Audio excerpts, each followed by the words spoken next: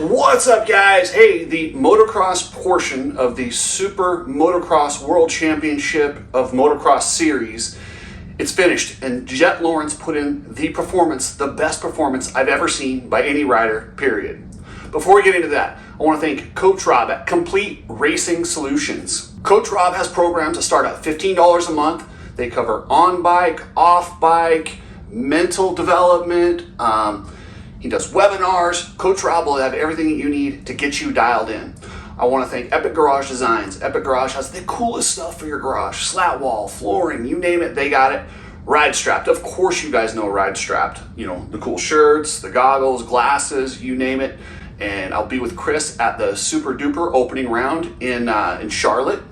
And then if you need to ship something by truck, hit up Precision Transport. Pretransport.com is their website. Hit them up, they will dial you in. But all right, guys, let's get into this. The best performance I've ever seen in a series. You need people like me so you can point your fucking fingers and say, that's the bad guy. Move over, RC. Move over, James. You got company in the undefeated area.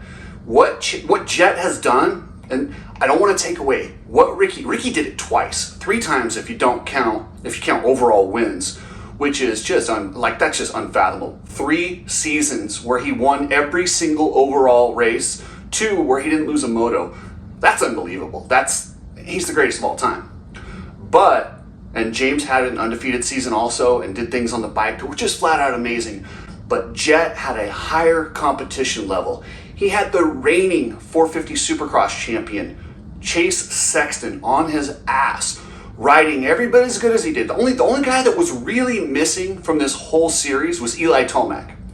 Other than that, you had Cooper Webb, Ken Roxon jumped in there. Yes, Roxon's not in there full time. We know the issues, but Jett couldn't control those things, but he still had to beat these champions. Dylan Ferrandis won this series in 2021. It's only 2023. That's not that long ago. He came in ready to go, healthy. He had a concussion in Supercross, but you're trying to tell me that concussion 3 months ago, after this whole time, you can't get one moto from the kid? Come on. What he did is flat out the best performance. Even the guys like Jason Anderson was clearly the 3rd best guy last year. And I believe he snuck in an overall win last year. But yet, nobody got a moto from this rookie. Yes, rookie in the 450 class. And people want to make excuses. Dylan came in behind the 8 ball because of the concussion. Chase had his issues. How about this? Jett wasn't even riding a 450. Jett was racing a 250 in Supercross. This was all new to him. Yet, he won every moto. It is the single greatest performance by a rider in a series. So he's now the Super Motocross World Champion. Yeah, say that 5 times, but that's actually what they're calling it. And yeah, I'll get into the whole world thing in a second, but the way that Jett rides is effortless, but he took it to a level. His balance, guys, and his performance under pressure, and you didn't realize it because he played it so cool, but to see the emotion pour out of him, he ghost rode his bike at the end.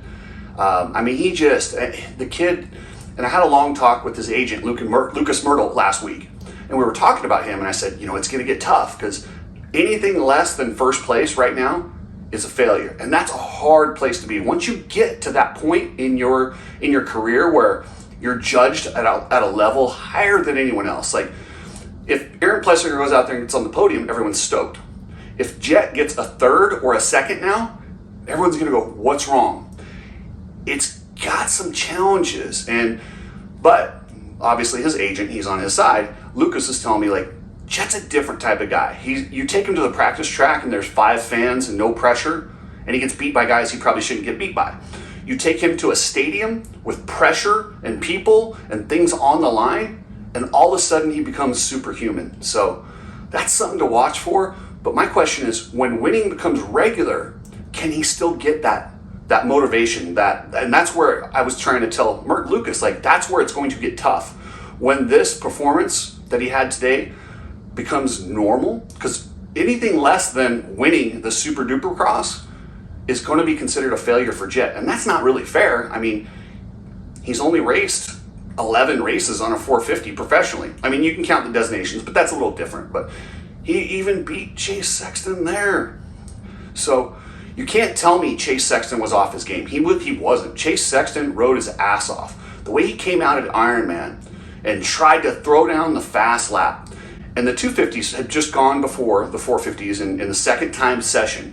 The track was slower, and Jett was going out there trying to beat Chase's time from the first session. He beat it by a second on a track that wasn't as good. You can't tell me that didn't play into Chase's head. He's just like, damn, what do I have to do? And now with Chase moving over to the KTM, well, he's got the Honda for the 3 playoff rounds. I just have a hard time calling them playoff. The 3 final rounds. He's got. He's going to keep the Honda, obviously, and he'll be switching to a KTM for next year. But I actually got a laugh out of it. It's funny how these guys do this.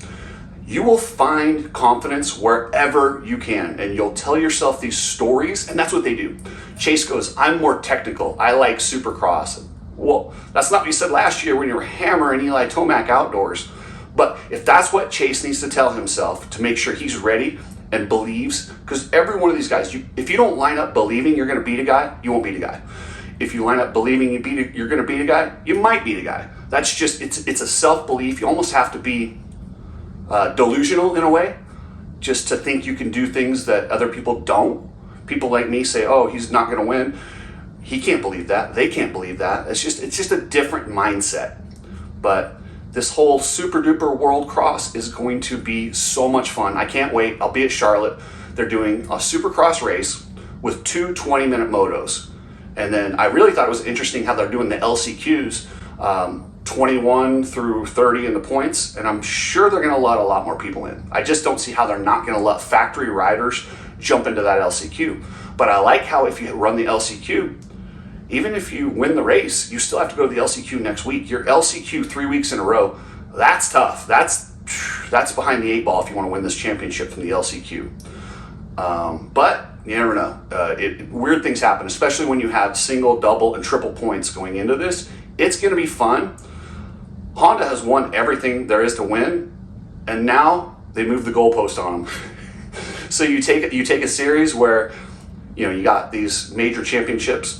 Honda wins them all, and now all of a sudden you add one, which is cool because now it actually, if they win this though, there's no beating that record. You're only going to tie that record if they can win the Super Duper in both classes. I don't think that's going to happen.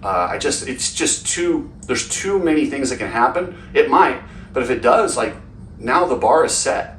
You have to win. Essentially, Honda just created a perfect season in their own sense, but it's going to be a lot of fun. It is interesting how they call it the World Supercross. And now World Supercross, we've had all these rumblings this week.